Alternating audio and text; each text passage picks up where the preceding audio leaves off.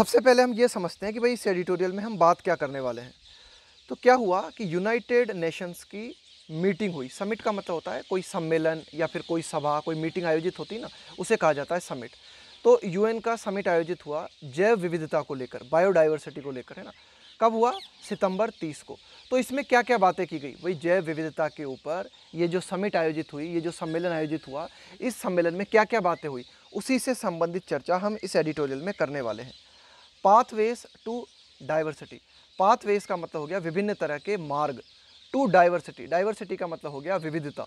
यहाँ पे डाइवर्सिटी आया है जैव विविधता के लिए, कि भाई जो हमारी जैव विविधता है इसे संरक्षित करने के लिए, इसे और ज़्यादा बढ़ाने के लिए क्या क्या मार्ग हो सकते हैं, उनकी चर्चा हम इस एडिटोरियल में करेंगे। Pathways to diversity. As a biodiversity convention की मेंबर इंडिया, इंडिया के लिए कहा जा रहा है कि भाई भारत जो है ना, वो क्या है कि जैव विविधता की ये जो कन्वेंशन होती है, जैव विविधता की कन्वेंशन का मतलब है ये जो मीटिंग होती है, ये जो सभा होती है, उसका भारत एक मुख्य सदस्य है। भारत जैव विविधता कन्वेंशन का एक मुख्य सदस्य है, इसलिए, है ना, कि भाई भारत उसका मुख्य सदस्य है, इसलिए एज, है ना, pandemic recovery must be green. Pandemic का मतलब हो गया वैश्विक महामारी। यहाँ पे वैश्विक महामारी कहा गया है, ये कोरोना वायरस की ये जो महामारी फैली है ना, इसे कहा गया है पेंडेमिक रिकवरी। तो हम ये जो कोरोना वायरस से रिकवर करने के लिए जो भी प्रयास कर रहे हैं, तो वे प्रयास हमारे कैसे होने चाहिए? मस्ट बी, जरूर होने चाहिए। कैसे? Green.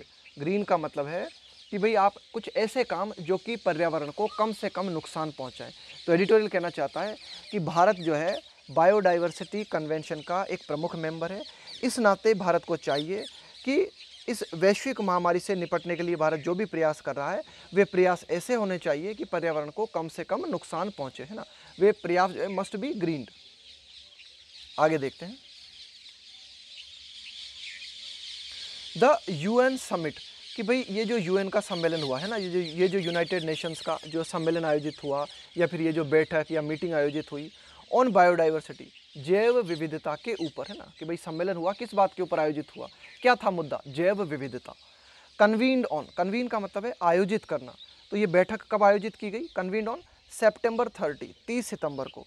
In the midst of, in the midst of का मतलब होता है के बीच, अ ग्लोबल क्राइसिस, एक वैश्विक संकट के बीच। किस वैश्विक संकट की बात की जा रही है यहाँ? यहाँ वैश्विक संकट की बात की जा रही है, इस महामारी की, कोरोना वायरस की बात की जा रही है ना।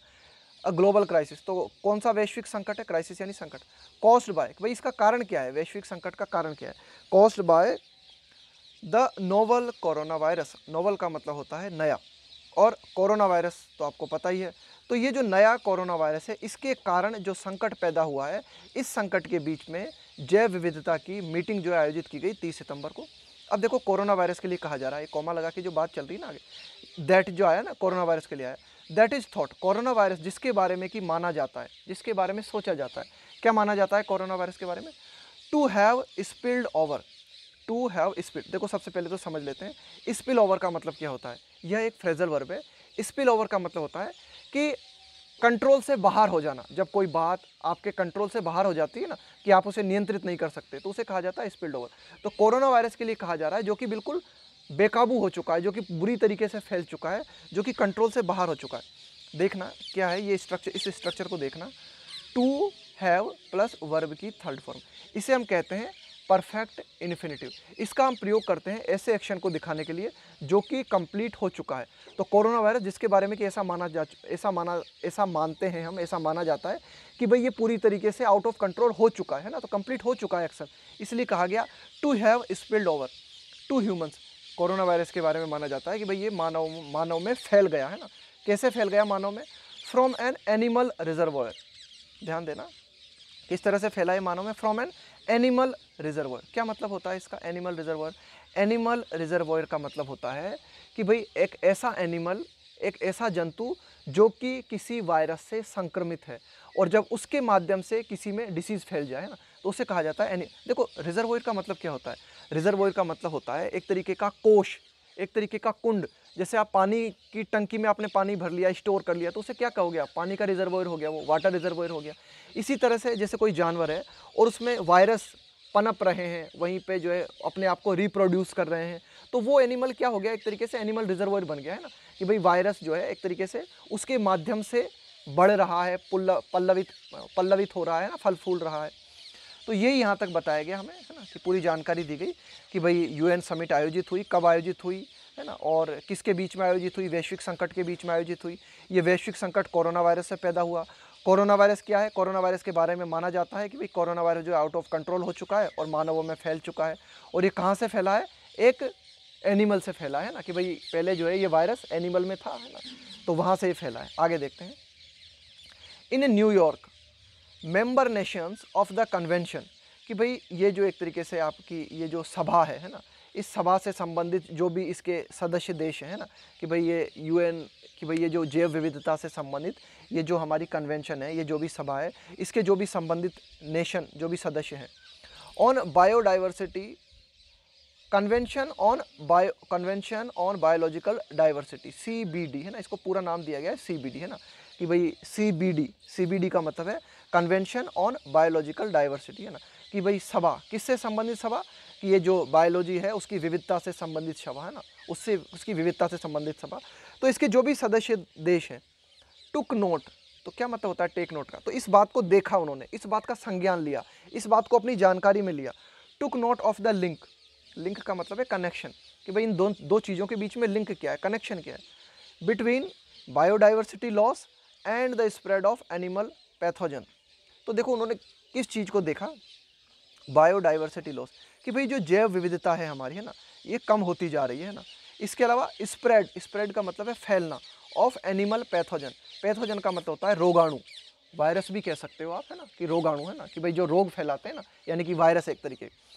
तो देखो ये जो CBD है, कन्वेंशन ऑन बायोलॉजिकल डाइवर्सिटी है, इन्होंने इस बात को देखा कि भाई कोई कनेक्शन है, एक लिंक है, किन चीज़ों के बीच में लिंक है, यानी कि हमारी जैव विविधता का कम होना और जानवरों के माध्यम से विभिन्न वायरस का फैलना, है ना, इन चीज़ों में कनेक्शन है।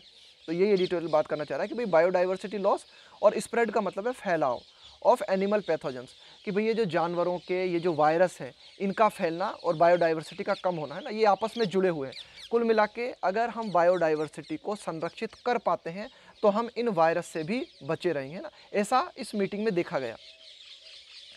कॉलिंग फॉर, तो जब उन्होंने इस बात को देखा, कॉल फॉर का मतलब होता है डिमांड करना, an end to destructive industrial and commercial practice, destructive का मतलब होता है विनाशकारी, इंडस्ट्रियल यानी उद्योग धंधों से संबंधित, है ना, औद्योगिक।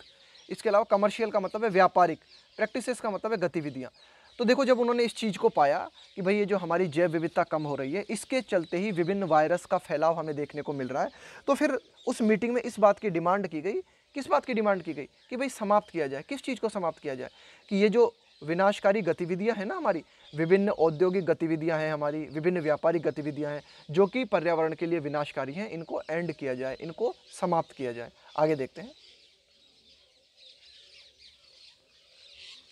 देयर इज कंसेंसस, कंसेंसस का मतलब होता है आम सहमति, कि भाई इस बात को लेकर एक सहमति है, किस बात को लेकर सहमति है, that conservation targets set a decade ago, conservation का मतलब हो गया संरक्षण, प्रोटेक्ट करना किसी चीज़ को, conservation targets set a decade ago in Aichi Japan, कि भाई जापान में जैव विविधता को लेकर एक बैठक हुई थी आईची नामक स्थान पर, उसमें एक आम सहमति बनी थी। क्या आम सहमति बनी थी? कि भाई हमें जैव विविधता को कंजर्व करना है, संरक्षित करना है, और एक टारगेट सेट किया था। कब की बात है ये बात है 1 दशक पहले की, अ डिकेड अगो, 1 दशक पहले यानी कि 10 साल पहले की बात है ये। और ये जो टारगेट सेट किया गया था, इस टारगेट के लिए निर्धारित किया गया था टू बी अचीव्ड, जिसको कि पाया जाना है, टू बी अचीव्ड बाय 2020। ये जापान में टारगेट सेट किया गया था और ये तय किया गया था कि भाई 2020 तक हमें इस टारगेट को पा लेना है। Have spectacularly failed, have spectacularly failed. तो ये जो टारगेट्स थे हमारे, ये हैव आया यहाँ पे टारगेट्स के लिए, कि भाई ये जो भी हमारे टारगेट्स थे हैव, ये टारगेट जो है स्पेक्टेकुलरली का मतलब है बिल्कुल साफ तरीके से देख सकते हो आप, बिल्कुल स्पष्ट रूप से आप देख सकते हो, है ना, बिल्कुल शानदार तरीके से ये जो भी हमारे टारगेट थे ये फेल हो गए। यानी कि जापान में ये जो मीटिंग हुई थी जैव विविधता को लेकर, इसमें जो टारगेट सेट किए गए थे जैव विविधता को संरक्षित करने के लिए, इन टारगेट को हम पूरा नहीं कर पाए और बिल्कुल शानदार तरीके से इन टारगेट को पाने में हम नाकामयाब रहे। आगे देखते हैं। Evidence is presented by the latest UN global biodiversity outlook 5 report. तो देखो एक रिपोर्ट है हमारे पास, इस रिपोर्ट का नाम है क्या, यूएन ग्लोबल वैश्विक बायोडाइवर्सिटी जैव विविधता है ना, आउटलुक है ना, आउटलुक यानी नजरिया है ना, देखना किसी चीज को, दृष्टिकोण आपका। तो ये एक रिपोर्ट का नाम है, पूरी की पूरी रिपोर्ट है ना। इस रिपोर्ट के लिए कहा गया है कि भाई latest UN global biodiversity outlook 5 report है ना, उसके द्वारा क्या किया गया, प्रमाण को प्रस्तुत किया गया, एविडेंस इज प्रेजेंटेड है ना, कि भाई प्रमाण को प्रस्तुत किया गया है किसके द्वारा, UN global biodiversity outlook 5 report के द्वारा। कि क्या जो है एविडेंस दिए गए हैं कि नन ऑफ द 20 टारगेट्स, कि भाई ये जापान के आइची में जो बैठक हुई थी जैव विविधता को लेकर, इसमें 20 टारगेट सेट किए थे हमने, 20 टारगेट सेट किए थे। तो इन 20 टारगेट में से कोई भी टारगेट को नहीं पाया जा सका, has been fully met. Fully met का मतलब है मिलना, यहाँ पे मिलने से मतलब है पाना, कि भाई कोई भी टारगेट, 20 टारगेट हमने सेट किए थे, इन 20 टारगेट्स में से एक भी टारगेट को पूरी तरीके से नहीं पाया गया है ना। आगे देखते हैं। मैनी कंट्रीज हैव चोजन, कि भाई कई देशों ने इस बात को चुना है, किस बात को चुना है, टू इग्नोर। इग्नोर का मतलब होता है किसी चीज़ की उपेक्षा करना, किसी चीज़ की अवहेलना करना। To ignore the connection between biodiversity and wellbeing है ना। कई देश तो जो है इस बात को मानते ही नहीं है कि भाई जैव विविधता और हमारे स्वास्थ्य में कोई कनेक्शन है। कई देश तो इस बात को मानने को ही राजी नहीं है ना, वो इस बात की उपेक्षा करते हैं। उनका कहना है कि नहीं नहीं ऐसा कुछ नहीं होता, बायोडाइवर्सिटी अलग चीज़ है, हमारा स्वास्थ्य अलग चीज़ है, हमारे स्वास्थ्य से बायोडाइवर्सिटी का क्या लेना देना है। तो मैनी कंट्रीज़ हैव चोजन, कि कई देशों ने इस बात को चुना, उन्होंने इस बात की उपेक्षा की, उन्होंने माना ही नहीं कि भाई कोई कनेक्शन हो भी सकता है बायोडाइवर्सिटी और वेलबींग के बीच में, है ना, हमारे कल्याण के बीच में, हमारे स्वास्थ्य के बीच में। एंड डिप्लीटेड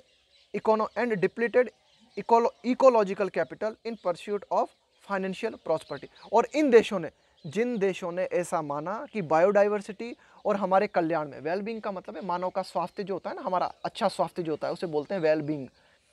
तो जिन देशों ने ऐसा माना कि भाई बायोडाइवर्सिटी और वेलबींग में कोई कनेक्शन नहीं है, तो उन्होंने क्या किया, डिप्लीट का मतलब होता है कम करना, इकोलॉजिकल यानी कि हमारा जो पारिस्थितिकी तंत्र है ना, हमारा ये जो पर्यावरण से संबंधित जो तंत्र है उसके लिए कहा गया इकोलॉजिकल। कैपिटल का मतलब हो गया पूंजी। एक तरीके से ये जो हमारी जैव विविधता है ना, ये क्या है, हमारे एक तरीके की पूंजी है, ये हमारी पर्यावरण की एक पूंजी है, आप ऐसा कह सकते हो इसे। तो इन्होंने क्या किया, depleted ecological capital in pursuit. Pursuit का मतलब है किसी चीज़ को फॉलो करना, किसी चीज़ को पाने के लिए जब आप प्रयास करते हो ना उसको कहा जाता है pursuit. In pursuit of financial prosperity, financial का मतलब हो गया वित्तीय, प्रॉस्पेरिटी का मतलब हो गया संपन्नता।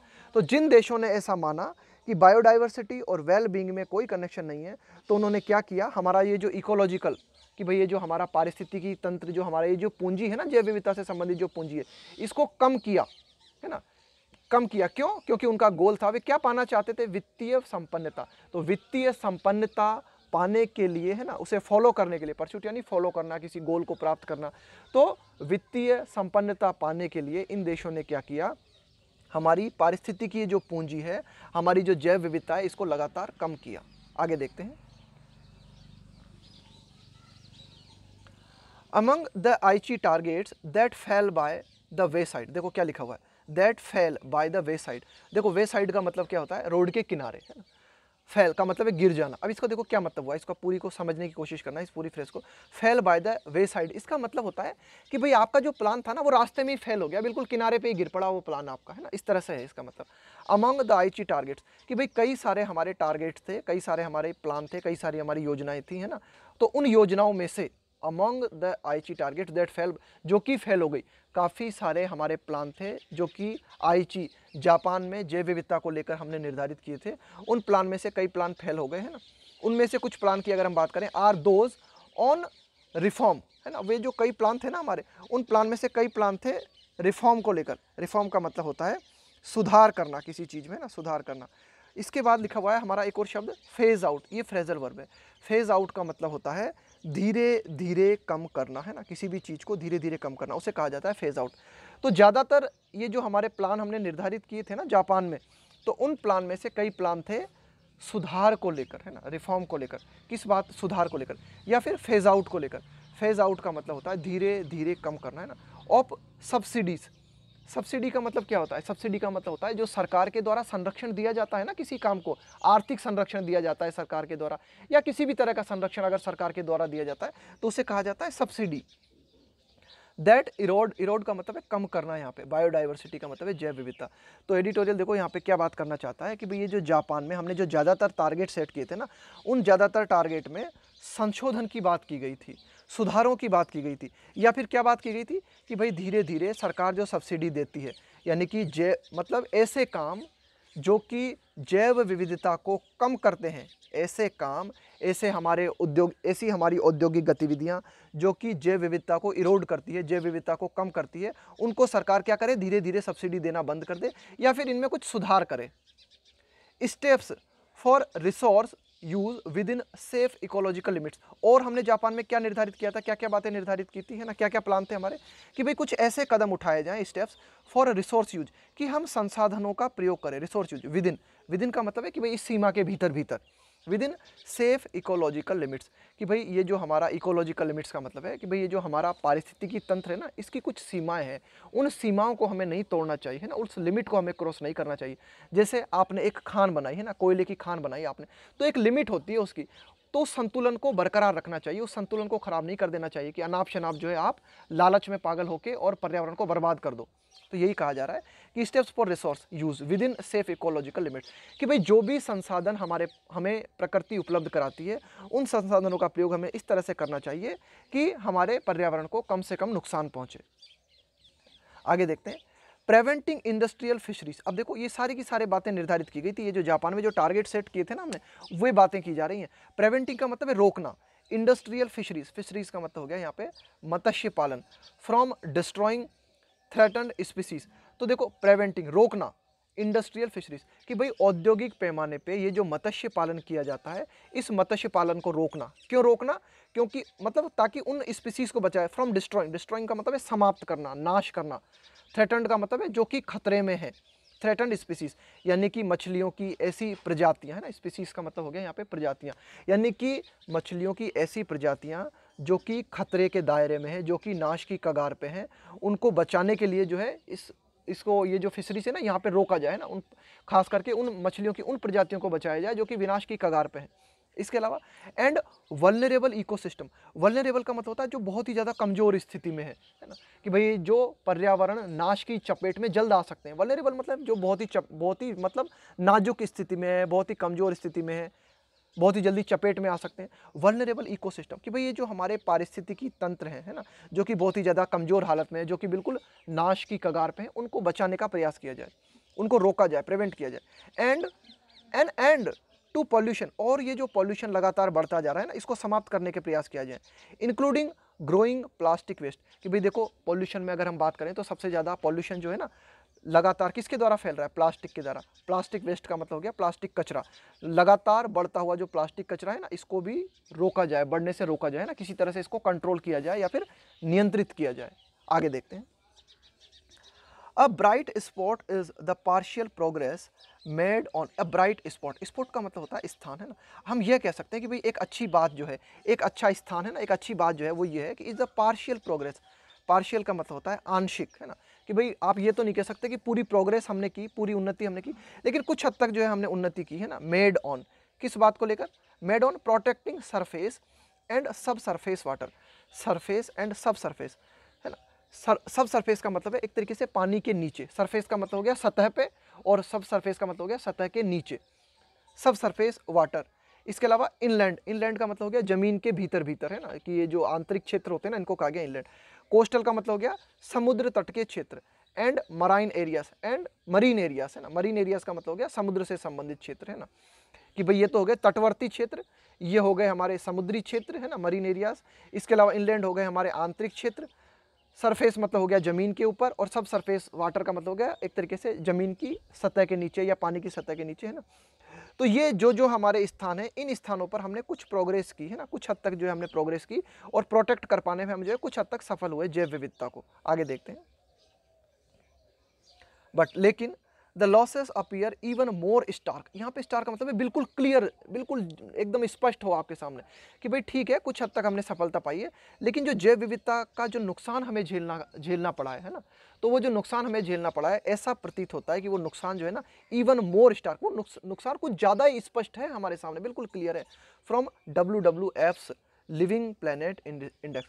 WWF का मतलब होता है कि वर्ल्ड वाइड फंड, है ना, इसकी फुल फॉर्म है WWF की, world wide fund for nature. तो ये जो WWF लिविंग प्लेनेट इंडेक्स है, इसके द्वारा जो बात हमारे सामने आई है वह बात ये है कि भाई हमारा जैव विविधता को जो है नुकसान बहुत ज़्यादा हुआ है। आगे देखते हैं विच पॉइंट्स कि भैया जो WWF लिविंग प्लेनेट इंडेक्स का मतलब होता है एक तरीके का सूचकांक, है ना। तो जो WWF लिविंग प्लेनेट इंडेक्स है ये किस ओर इशारा करता है, ये इशारा करता है टू प्रेसिपिटस डिक्लाइन का मतलब है कमी आना।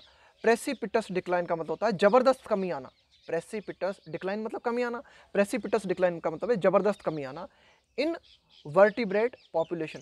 वर्टिब्रेट का मतलब होता है ऐसे जीव जंतु जो कि रीढ़ की हड्डी वाले हैं, है ना, जिनका मेरुदंड होता है ना, उनके लिए कहा गया है कि भाई मेरुदंड वाले या फिर रीढ़ की हड्डी वाले जो जीव जंतु हैं उनकी जो जनसंख्या है उस जनसंख्या में जबरदस्त रूप से कमी आई है। ऐसा किसका कहना है, WWF लिविंग प्लेनेट इंडेक्स का। अ की इंडिकेटर, अब ये जो WWF लिविंग प्लेनेट इंडेक्स है ये क्या है, एक मुख्य सूचक है ना। इंडिकेटर का मतलब है सूचक, एक मुख्य सूचक है ना। By 68% over 1970 levels. तो कितनी कमी आई है, 68% की कमी आई है। ये जो हमारे जीव जंतु है ना, मेरुदंड से संबंधित है ना, रीढ़ की हड्डी वाले जो जीव जंतु है, 1970 का जो स्तर था और आज का जो स्तर है, तो इस स्तर में है ना जीव है ना, हमारा जो जैव विविधता का जो स्तर है उसमें लगभग 70% की कमी आई है अगर हम 1970 से और आज की तुलना करें तो। फेस्ड विथ का मतलब है कि भाई आपको इस चीज़ का सामना करना पड़ रहा है ना, इस चीज़ से जूझना पड़ रहा है। फास्ट इरोड का मतलब क्या होता है, कम होना। फास्ट इरोडिंग का मतलब है तेजी से कम होता हुआ। इकोसिस्टम का मतलब हो गया पारिस्थितिकी तंत्र, है ना, हेल्थ, कि भाई जो हमारा पारिस्थितिकी तंत्र है उसका जो स्वास्थ्य है वह बहुत ही तेजी से कम होता जा रहा है। इस परिस्थिति का सामना हमें करना पड़ रहा है ना। तो द 196 CBD मेंबर, तो इस चीज़ को ध्यान में रखते हुए कि भाई हमारा पारिस्थितिकी तंत्र बहुत ही तेज़ी के साथ जो है उसमें कमी आ रही है, इस बात को ध्यान में रखते हुए ये जो CBD है ना मेंबर है ना, 196 जो मेंबर है ना, इन मेंबर कंट्रीज़ ने क्या डिसाइड किया है, इनको करना चाहिए, मस्ट, इनको जरूर करना चाहिए क्या, चार्ट। इनको चार्ट का मतलब है यहाँ पे एक तरीके से प्लान बनाना, to chart a greener course का मतलब हो गया मार्ग, है ना, कि भाई एक तरीके का है ना, कोर्स का मतलब हो गया कि भाई आपको कुछ प्रक्रिया अपनाना चाहिए, कुछ मार्ग अपनाना चाहिए। ग्रीनर कोर्स का मतलब हो गया एक ऐसा मार्ग इन 196 देशों को अपनाना चाहिए। ग्रीनर कोर्स का मतलब एक ऐसा, ग्रीन का मतलब मैंने आपको क्या बताया, जिसके माध्यम से पर्यावरण को कम से कम नुकसान पहुंचे।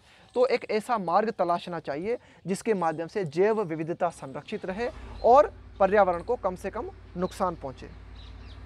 अलाइनिंग इट मतलब एक ऐसा मार्ग बने जो कि समरूप हो।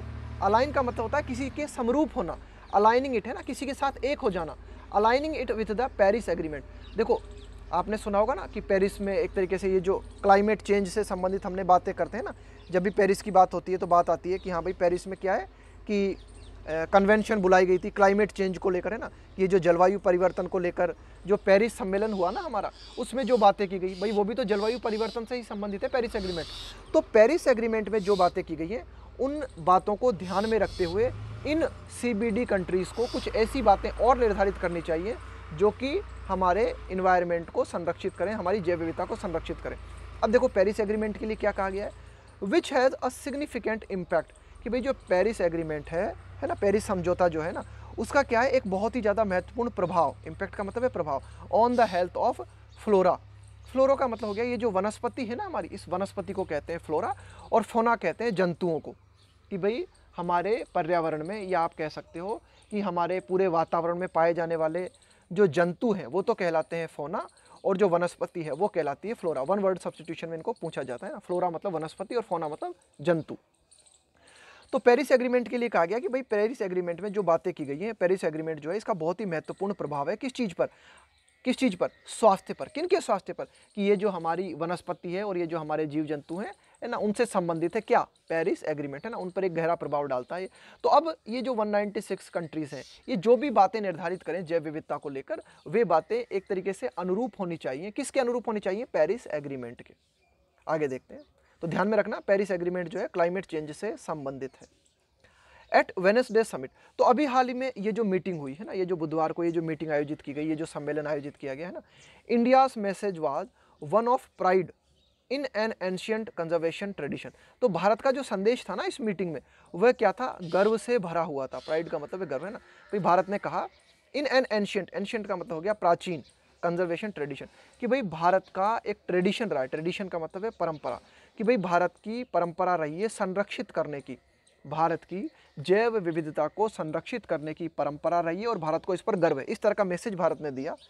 As one of the few mega diverse countries, as one of the few mega diverse, mega देखो डाइवर्स का मतलब हो गया विविधता से भरा हुआ, मेगा का मतलब होता है बहुत ही बड़ा, बोलते हैं ना मेगा मूवी, मेगा मूवी का मतलब है बहुत ही बड़ी मूवी, है ना। एक विशाल स्तर पर, एक बड़े स्तर पर जब काम हुआ हो जाता है मेगा बजट मूवी, यानी कि बहुत ही बड़े बजट वाली मूवी। तो मेगा डाइवर्स कंट्रीज, कि भाई भारत जो है, उस भारत के लिए एक एडिशनल जानकारी दी गई है कि भाई भारत एक ऐसे देशों में आता है जो कि बहुत ही बड़ा जैव विविधता से भरा हुआ देश है। एंड वन, और एक ऐसा देश है भारत दैट रिकॉग्नाइज्ड, जिसने पहचाना, किस चीज़ को पहचाना, द वैल्यू ऑफ नेचर, कि भाई ये जो प्रकृति है, ये जो हमारा एनवायरनमेंट है, ये जो प्रकृति है, इसके मूल्य को पहचाना।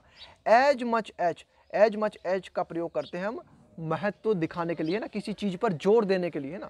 As much as the destructive impact of unregulated resources exploitation, विनाशकारी प्रभाव अनियंत्रित संसाधन का शोषण, एक्सप्लॉयटेशन का मतलब होता है शोषण। कि भाई भारत ने किस चीज़ को पहचाना, भारत ने इस चीज़ को पहचाना कि भाई जो विनाशकारी प्रभाव, कि भाई अनियंत्रित तरीके से संसाधनों का दोहन किया जाता है। यहाँ पे एक्सप्लॉयटेशन का मतलब है दोहन करना, यूज करना, एक्सप्लॉइट करना, शोषण करना, कि भाई अनियंत्रित तरीके से जो भी हमारे संसाधन हैं उनका दोहन किया जाता है, तो उसका क्या विनाशकारी परिणाम हो सकता है, इस बात को भारत ने पहचाना। साथ ही साथ भारत ने प्रकृति की वैल्यू को भी पहचाना, नेचर ऑफ वैल्यू को, इन दोनों को समान रूप से पहचाना भारत ने। इसलिए कहा गया as much as, as much as का मतलब है उतना ही। भारत ने नेचर की कीमत को जितना पहचाना ना, उतना ही भारत ने इस बात को भी पहचाना कि भाई ये जो हमारे विनाशकारी काम है ना पर्यावरण के प्रति, इन दोनों चीज़ों को भारत ने समान रूप से पहचाना। National loss of the 1970s and 1980s have Indeed shield, shield का मतलब होता है प्रोटेक्ट करना, बचाना, कि भाई ये जो हमारे राष्ट्रीय कानून है 1970 के दौरान और 1980 के दौरान पर्यावरण से संबंधित जो राष्ट्रीय कानून हमने बनाए थे, उन्होंने वास्तव में, इंडीड का मतलब वास्तव में, प्रोटेक्ट करना, शील्ड का मतलब है प्रोटेक्ट करना, आइलैंड्स ऑफ बायोडाइवर्सिटी, कि जैव विविधता के जो आइलैंड है, यहाँ पे आइलैंड का मतलब है, वैसे आइलैंड का मतलब होता है द्वीप, लेकिन यहाँ पे आइलैंड का मतलब है कि क्षेत्र, कि भाई जैव विविधता से संबंधित जो क्षेत्र हैं उन क्षेत्रों को प्रोटेक्ट करने में भारत के 1970 और 1980 के कानूनों ने एक अहम भूमिका निभाई है।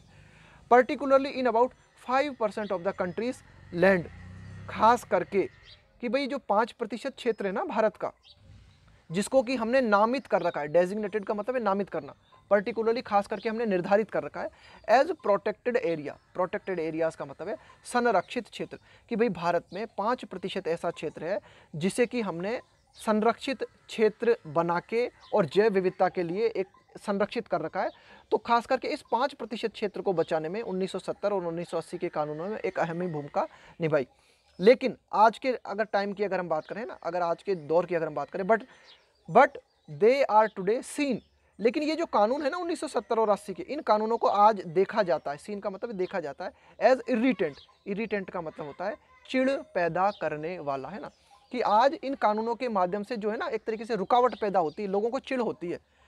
टू स्पीडी एक्सट्रैक्शन, स्पीडी का मतलब है जल्द फटाफट करना, एक्सट्रैक्शन का मतलब होता है निकालना, जैसे आप जमीन से कुछ खोद के निकालते हो, है ना, सोना निकालते हो, चांदी निकालते हो, लोहा निकालते हो, कुछ भी निकालते हो, उसको कहा जाता है एक्सट्रैक्शन ऑफ नेचुरल रिसोर्सेज, कि भाई जो प्राकृतिक संसाधन है उनको जल्द से जल्द निकालने में जो है रुकावट पैदा होती है इन कानूनों के चलते। ऐसा आज के लोग देखते हैं कि भाई आज के जो एक तरीके से आप कह सकते हो कि इंडस्ट्रियल मैन है ना, उद्योग धंधों से संबंधित जो मैन है, उनको क्या लगता है, चिड़ पैदा होती है इन कानूनों से।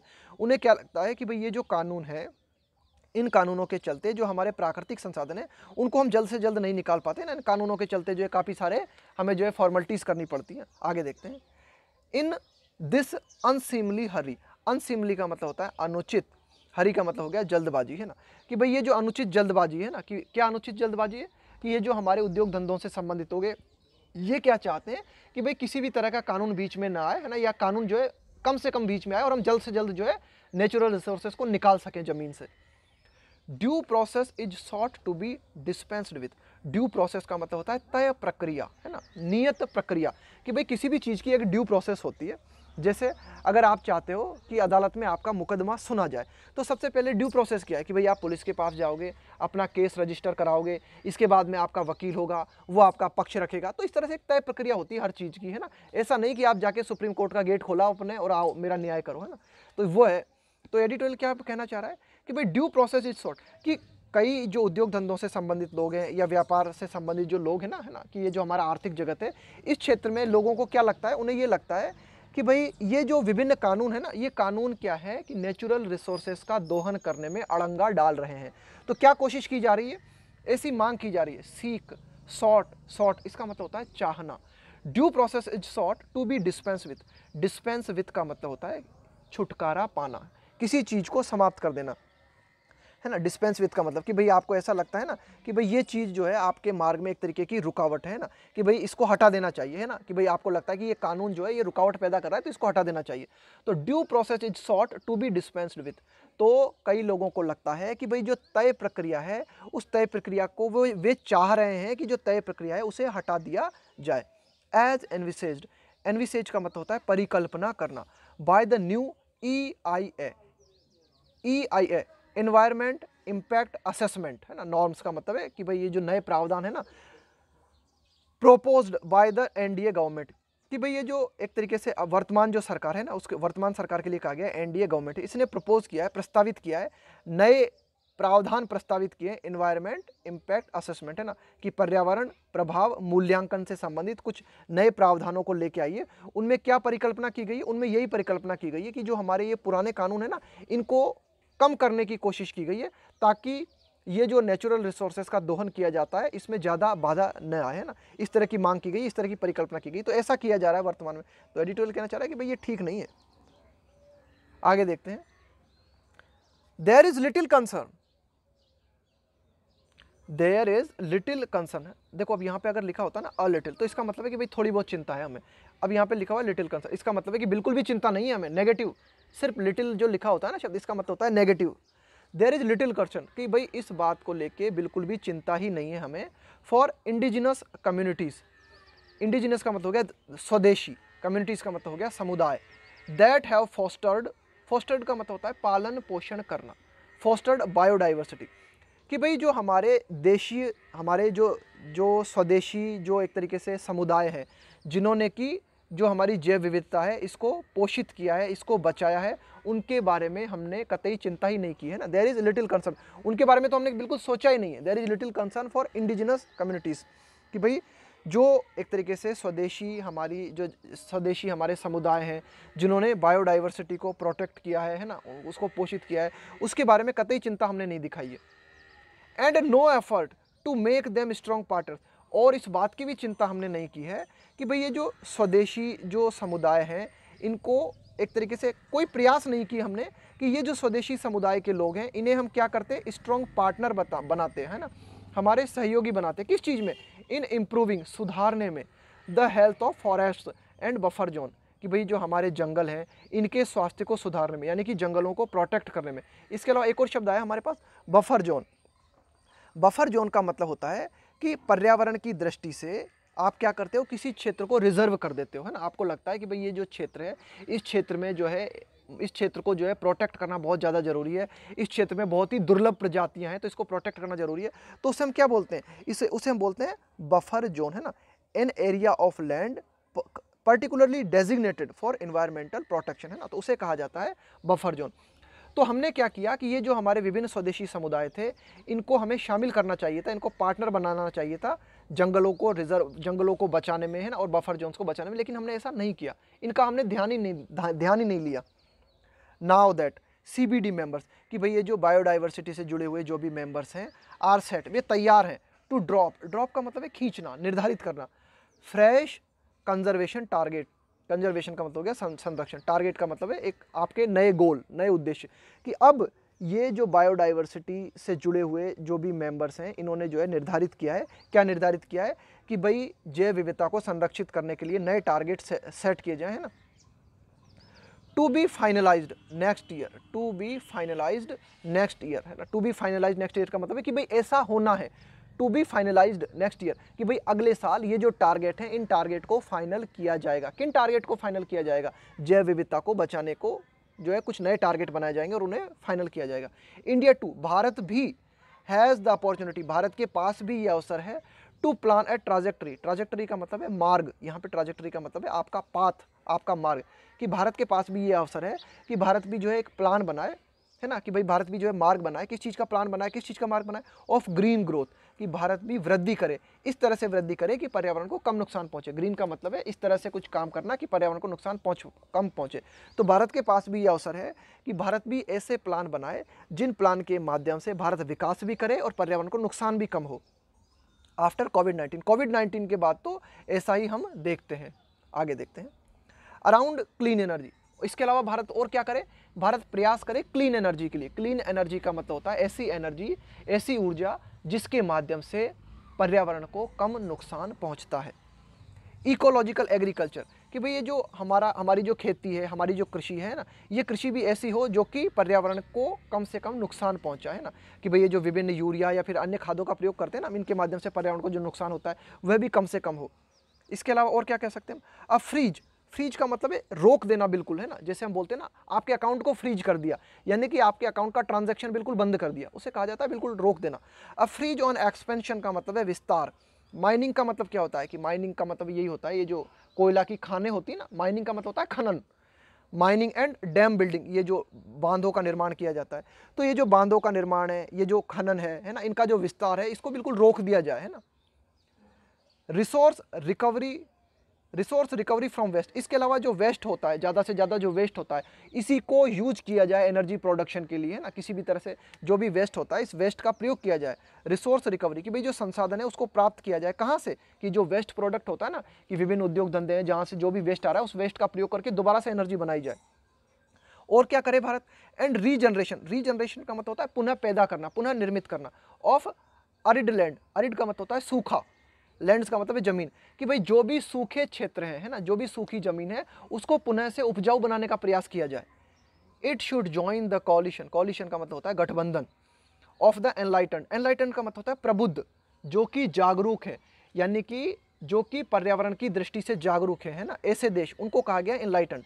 It should join the coalition of the enlighten, कि भारत को उस गठबंधन को ज्वाइन करना चाहिए। किस गठबंधन को ज्वाइन करना चाहिए? किन देशों को ज्वाइन करना चाहिए भारत को? भाई ऐसे देश जो कि पर्यावरण की दृष्टि से जाग चुके हैं, जो कि जैव विविधता को, ऐसे देश जो कि जैव विविधता को प्रोटेक्ट करने के लिए काम कर रहे हैं, उन गठबंधन देशों के साथ भारत को भी शामिल होना चाहिए।